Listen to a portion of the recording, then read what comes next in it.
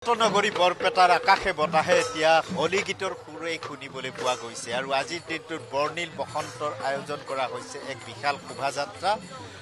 বৰপেটা সাংস্কৃতিক মঞ্চই তৃতীয় বৰ্ষৰ বাবে আয়োজন কৰিছে যাতে হোলী গীতক বিশ্ব দৰবাৰত প্ৰতিষ্ঠা কৰিব পাৰে আৰু কেৱল বৰপেটাৰ হোলী গীত নহয়, ৰাজ্যৰ বিভিন্ন প্ৰান্তৰ পৰা বিভিন্ন জনগোষ্ঠীয়ে এই শোভাযাত্ৰাত অংশগ্ৰহণ কৰিছে। নিজৰ নিজৰ যি হোলী গীত আছে, নিজৰ নিজৰ যি কৃষ্টি আছে, সংস্কৃতি আছে, সেয়া উপস্থাপন কৰিবৰ বাবে তেওঁলোকে আজিৰ দিনটোত এই বৰ্ণিল বসন্তৰ এই অনুষ্ঠানৰ এই শোভাযাত্ৰাত আহি অংশগ্ৰহণ কৰে। ৰাজ্যৰ বিভিন্ন প্ৰান্তৰ পৰা দলসমূহ আহিছে।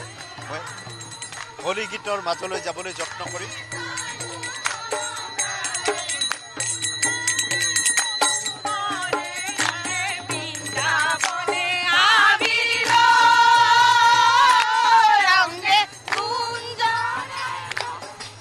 হয়, ৭০টা দলে ৰাজ্যৰ বিভিন্ন প্ৰান্তৰ পৰা ৭০টা দলে অংশগ্ৰহণ কৰিছে। ইয়াৰ সৃষ্টি হোলী দল গুৱাহাটীৰ পৰা আহিছে।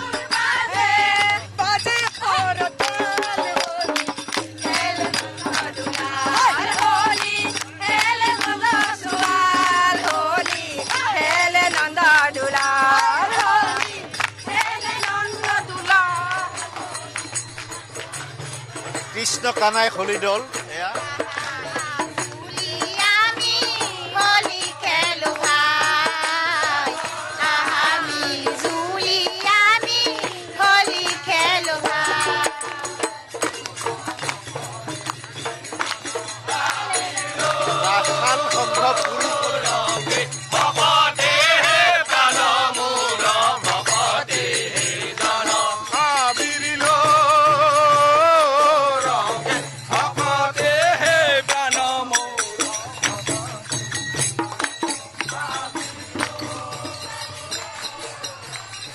ইতিমধ্যে উল্লেখ কৰিছোঁ ৭০টা দলে এনেধৰণে বৰপেটা চহৰ তেওঁলোকে পৰিভ্ৰমণ কৰিব এই শোভাযাত্ৰা উলিয়াইছে। তেওঁলোকে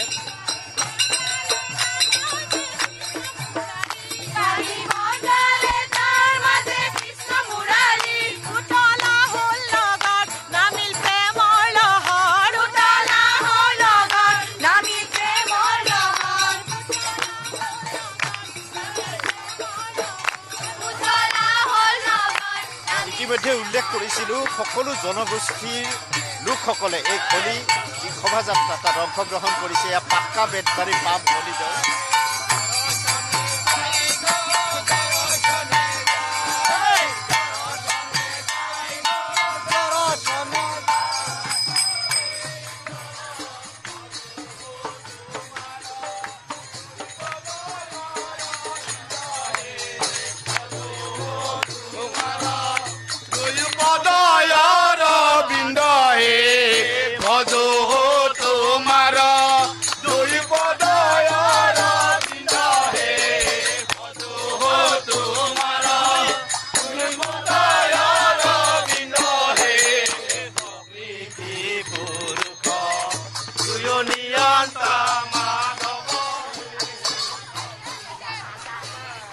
এয়া মিলি জুলি ছোৱালী হোলী দলৰ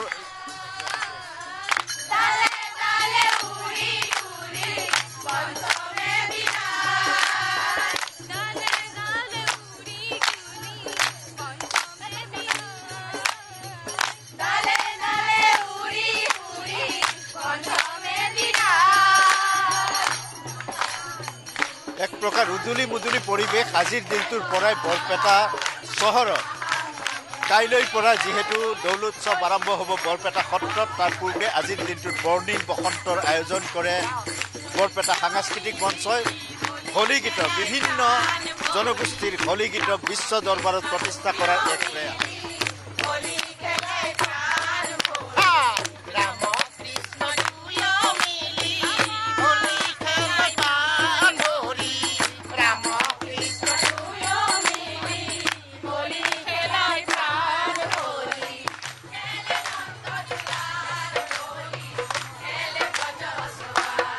বৰপেটা ৰোড আঞ্চলিক মহিলা সমিতি